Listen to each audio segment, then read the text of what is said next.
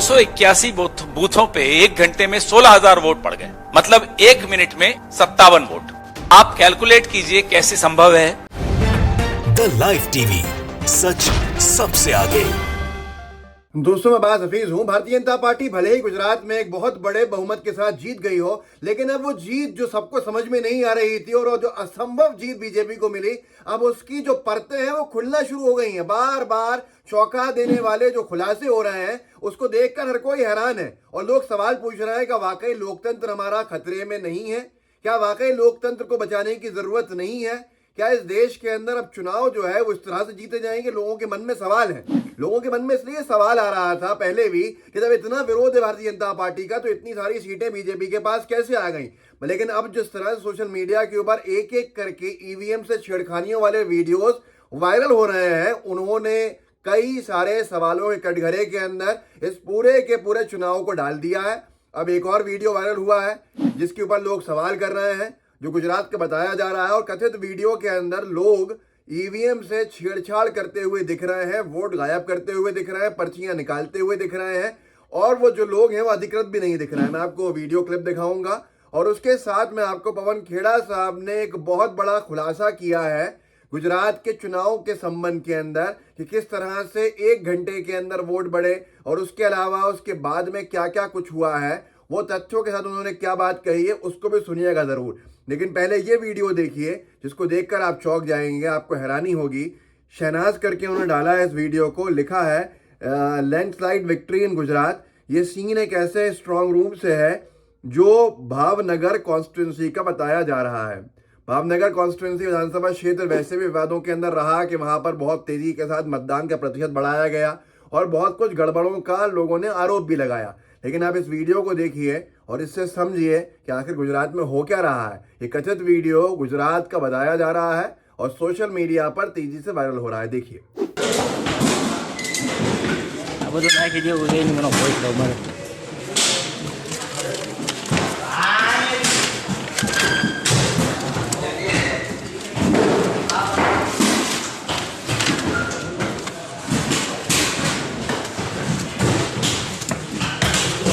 હાથ નાખીને લેવો ને એમ કંઈ ખોવાય નહીં પડે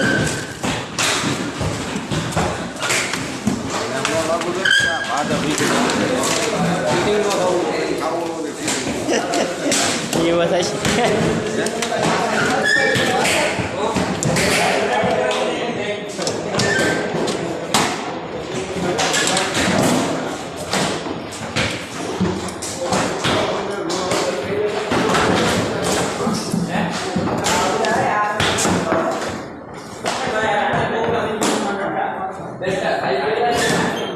तो दोस्तों, देखा आपने किस तरह से ईवीएम से छेड़छाड़ बताई जा रही है इस वीडियो के अंदर, और ये कथित वीडियो जिसकी अभी तक पुष्टि नहीं हुई है, इसको तेजी के साथ सोशल मीडिया पर वायरल होता हुआ देखा जा सकता है। और बताया जा रहा है कि ये गुजरात की भावनगर विधानसभा क्षेत्र का स्ट्रांग रूम है, जहां पर ईवीएम से किस तरह की छेड़छाड़ें हुई हैं वो आपने देख लिया इस वीडियो के अंदर। और इसके ऊपर जवाब जरूर देना चाहिए प्रशासन को, चुनाव आयोग को, कि आखिर इस पूरे के पूरे मामले की सच्चाई क्या है। ऐसे वीडियोस तो और भी कई वायरल हुए हैं जिनको लेकर कई सारे सवाल खड़े हुए हैं और लोगों ने ये भी कहना शुरू कर दिया है कि आखिर यही वजह है कि किस तरह से बीजेपी को गुजरात के अंदर 150 के आसपास सीटें मिली। क्या आखिर यही वजह थी कि इतना बड़ा बहुमत इतने विरोध के बावजूद भी मिल गया? जब प्रधानमंत्री महोदय की सभाओं में खाली कुर्सियां दिखती थीं, प्रधानमंत्री महोदय की सभाओं में लोग बाहर जाते हुए दिखते थे, सुनना नहीं चाह रहे थे, विरोध ही विरोध था, तब ऐसा हुआ कैसे?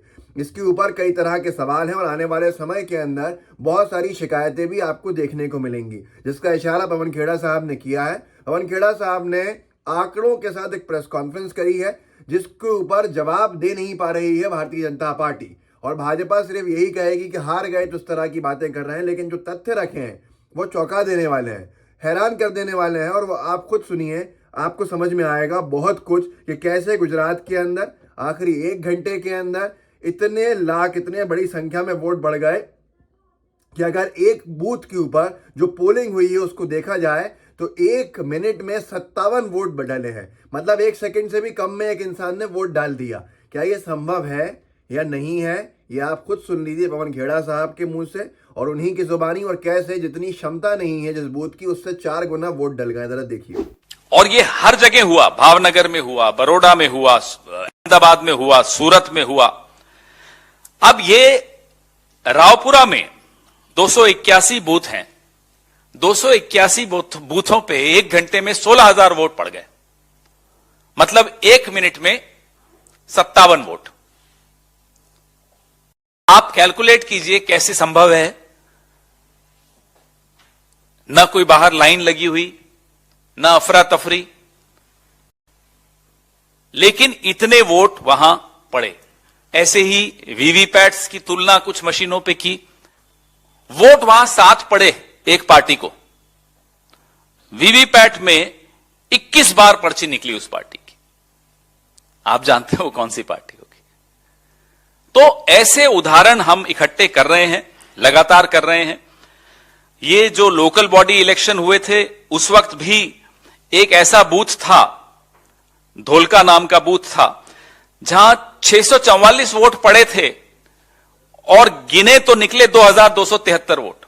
न्यूज 24 ने इसको लिखा है, गुजरात चुनाव के आखिरी घंटे में 16 लाख वोट पड़े थे। गुजरात में इच्छाधारी वोट पड़े हैं। ये आरोप है पवन खेड़ा साहब का। अमरीश रंजन ने एक वीडियो पवन खेड़ा साहब का ट्वीट किया, उस पर लिखा है, गुजरात चुनाव दूसरे चरण में शाम 5 बजे के बाद 16 लाख से ज्यादा वोट पड़े। कुछ सीटों पर 11% तक वोट 1 घंटे में बढ़ गया, जो कि संभव नहीं है। 11% वोट 1 घंटे में नहीं बढ़ सकता। अगर किसी भी आप सेफोलॉजिस्ट से जो इलेक्शंस की जानकारी रखते हैं, चुनाव की जानकारी रखते हैं, उनसे पूछेंगे तो वो भी कहेंगे ये असंभव है। तो 11% तक वोट 1 घंटे में बढ़ गया, जो कि संभव नहीं है। हम इसका विश्लेषण करके सही मंच पर इसकी शिकायत करेंगे।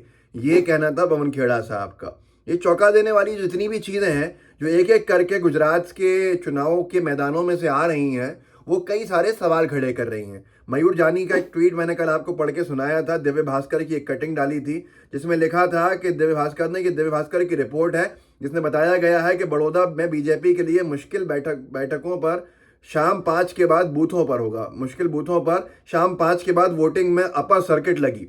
पादरा में 35,700 और अकोटा में 27,573 वोट ज्यादा मिले। कांग्रेस के प्रत्याशी ने बूथ के सीसीटीवी फुटेज मांगे।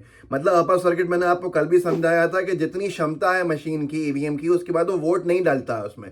अगर वोट उससे ज्यादा डल जाए तो वो अपर सर्किट से ऊपर पहुंच जाएंगे। तो ये कैसे संभव है? आप खुद सोचिए कि एक जो पादरा है और दूसरा इलाका अकोटा, इनमें 35 हजार वोटों का ज्यादा पड़ जाना ये मामूली बात नहीं है। और दिव्य भास्कर लिख रहा है, अखबार भी क्रेडिबल अखबार लिख रहा है, लेकिन इसके ऊपर कौन आपत्ति जता रहा है, कौन से भाजपा के नेता जवाब दे रहे हैं और क्या चुनाव आयोग का कदम है, इसके बारे में किसी को जानकारी नहीं है। लेकिन आने वाले समय में पवन खेड़ा साहब की प्रेस कॉन्फ्रेंस के बाद ये जरूर समझ में आ रहा है कि कुछ बड़े खुलासे होंगे, क्योंकि आंकड़े कितने घंटे में कितने वोट डले हैं इसको कांग्रेस के सारे प्रत्याशियों ने ले लिया है। और इसके बाद ये इसकी स्टडी करके, विश्लेषण करके सही मंच पर जाके अपनी बात को भी रखेंगे, बड़ी शिकायत भी करेंगे। उन्होंने कह दिया चुनाव आयोग में हमारी शिकायत का कोई फायदा नहीं हो रहा है, तो क्या संभव दूसरे हैं जगहें वहां पर जा सकते हैं वो देखेंगे और पत्रकार वार्ता में रखेंगे देश के सामने। इस वीडियो को आगे बढ़ाइएगा, लोगों को जागरूक कीजिएगा, बताइएगा कि कैसे गुजरात में किस तरह के आरोप अब सरफेस हो रहे हैं, जिसके ऊपर बीजेपी के लोगों को जवाब जरूर देना चाहिए। व्हाट्सएप ग्रुप्स होंगे, उनमें शेयर कीजिएगा इस वीडियो को, साथ में लाइव टीवी को सब्सक्राइब कीजिएगा और बेल आइकन दबाइएगा। जय हिंद, जय भारत। द लाइव टीवी, सच सबसे आगे।